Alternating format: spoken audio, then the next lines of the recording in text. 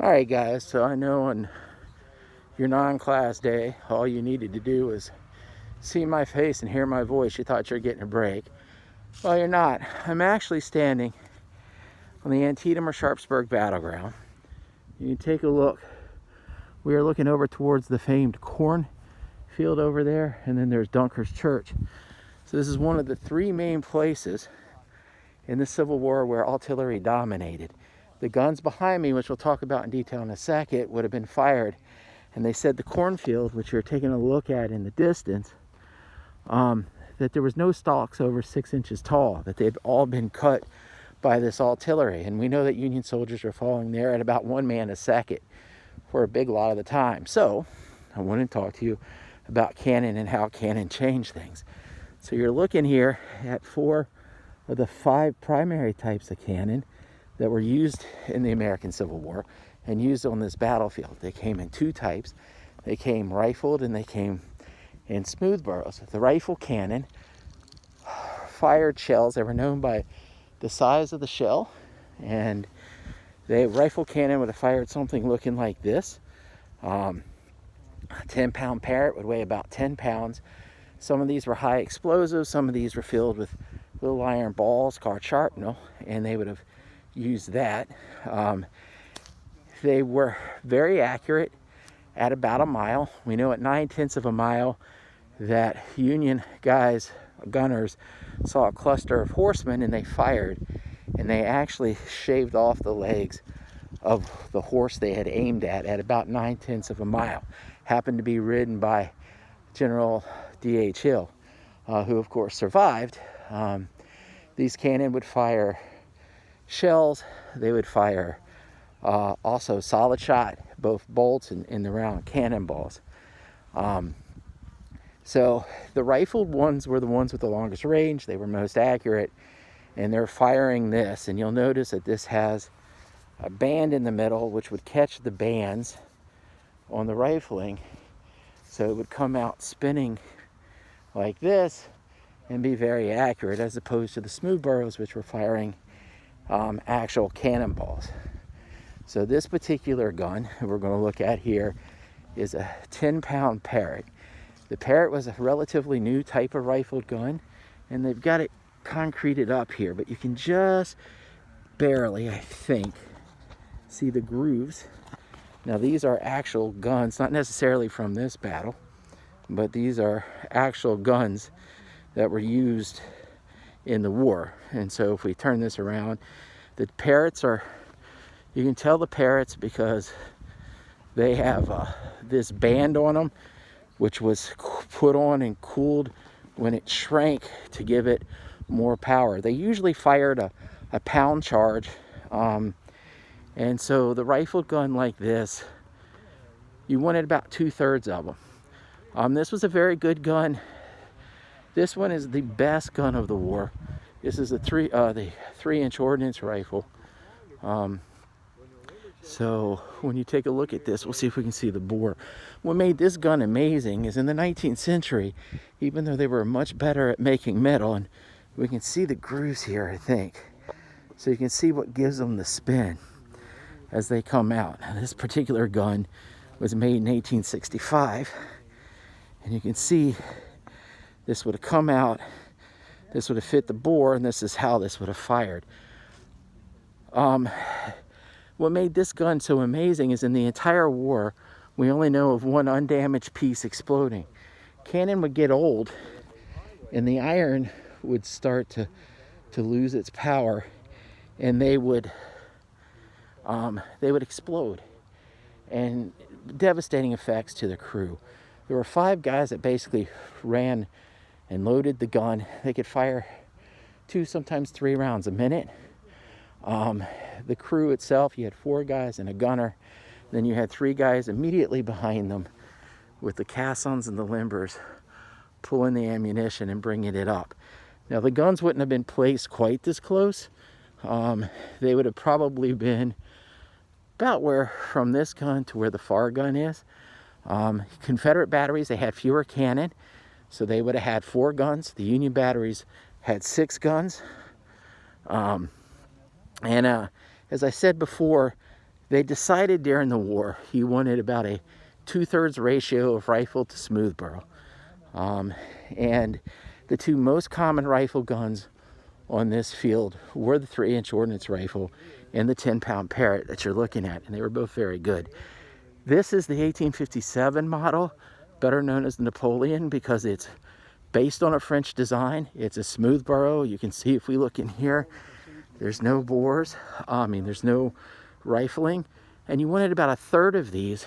And the reason you wanted about a third of these is because these fired canisters. They fired a round ball, these little round iron balls, like this one here. 92 of them in a single can, packed in with sawdust. When it fired, the pound charge would fire.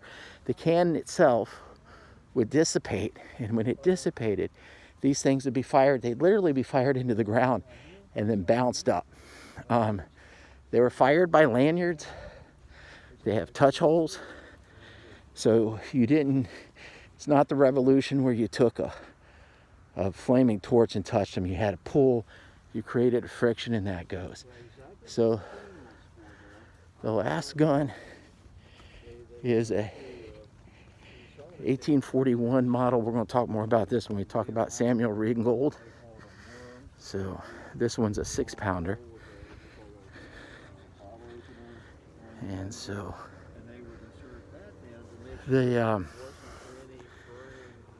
6-pounder was the lightest of the 1841 guns, and they're important to us in our story later, and we'll talk about them when we talk about Samuel Ringold, who was from near here. The Union Army of the Potomac had gotten rid of them. The Confederate Army still had 40. Now the Union guys were also operating its sister, which was a 12-pounder. These came in 612 and 24 pounders, and they were created in 1841. So by the time you got to the Civil War, they were older, and the Army of the Potomac had managed to get rid of theirs. The Army of Northern Virginia, the Confederates, not having as good equipment, still had a ton of these on the field. So I want to get you an idea of how these things worked and functioned, and we're going to go elsewhere here, and we're going to talk about Maryland's own Samuel Ringold, who changes the artillery and how artillery is used. But I did want to give you a look. So there's the Visitor Center. You can see the New York Monument, one of the New York monuments anyways, behind us. This is how a gun would have been carried in action. You would have had a limber and a caisson. I'll show you the difference in a second. So this is a caisson. This is a limber. So this is a single chest. Gunners would have ridden on this, right? And then you would have hooked this cannon on here, and you could move them around the field. This looks to me to be what's called a James conversion. This was originally built as a 6-pounder, and they put this brass insert in it. I don't know if you can see that at all. Probably just black. Put this brass insert in it to turn it into a rifle gun early in the war. There were about 10 of these in the Union Army here. They were getting rid of them because they had two problems. The brass would wear down, and they became very inaccurate, and they had a tendency to explode. When they were kept as 6-pound smooth barrels, they were fine, but when they tried to rifle them, they had a tendency to explode. This is a caisson. A caisson is in essence a double limber. So you would have two of the chests, and then you would have, as opposed to the limber that had one. And the idea with the limber is that the limber would have either a caisson attached to it with the extra ammunition, or the cannon itself. And then you would carry them. Guys would carry them from the limber position here up to where you see the guns. The problem is, of course, they're getting shot at by rifle cannon from the other side. And so here they would have probably put the limbers a little bit further back, but you can see they're sort of behind the brow of the hill a little bit to give them some protection, especially if you look over to your right. These things did occasionally get hit. They would go up like crazy, and they would cause a lot of casualties. So while we're here, let me go ahead and flip you around. You can see the Dunkirk Church, which is famous as well, the Maryland Monument. I want to talk to you about Samuel Ringold really quickly. And so he's who your assignment is on. So Samuel Ringold was the son of the local congressman who represented this area. And his younger brother would actually join the Navy and become an admiral. He goes to West Point. He graduates 5th in his class. And he's fascinated by artillery. And so what had happened is we had a war scare in the 1830s with Britain over the Canadian border, and in also you had the Texas things going on with Spain. And when the Army looked at their artillery, they were using a lot of captured stuff from the Revolution. They were behind, and so they looked at the French artillery, and they decided to come out with new cannon. And so the model 1841 we were just looking at was what was born, and it came out in 612, 24 and 32 pounders. Now, Ringold, well, let's back up. Robert Anderson, who may sound familiar, he was in command at Fort Sumter. He actually decided with these new cannon that he was going to write a manual, and he took the French manual and just simply translated it into English. But he was friends with Ringold, and he knew that Ringold had developed this new way of using cannon. And so Ringold was asked to write a single chapter in this book. And the chapter he wrote dealt with the use of these cannon. And so he used what he called flying artillery. So the idea with flying artillery is that they would move around during the battle. They didn't just come into the battlefield, stay, fire a bit, and then stay there until they had to retreat. You would use them. You could use them to attack. You would fire 2, have 2 others rush forward 200 yards, unlimber, fire, limber back up. The next 2 in the battery would move forward, and you could do this in reverse to cover a retreat. And so Ringold believed that the way to win was to continuously move your cannon. And it was a new way. And he joins the American Army in Texas during the Mexican-American War.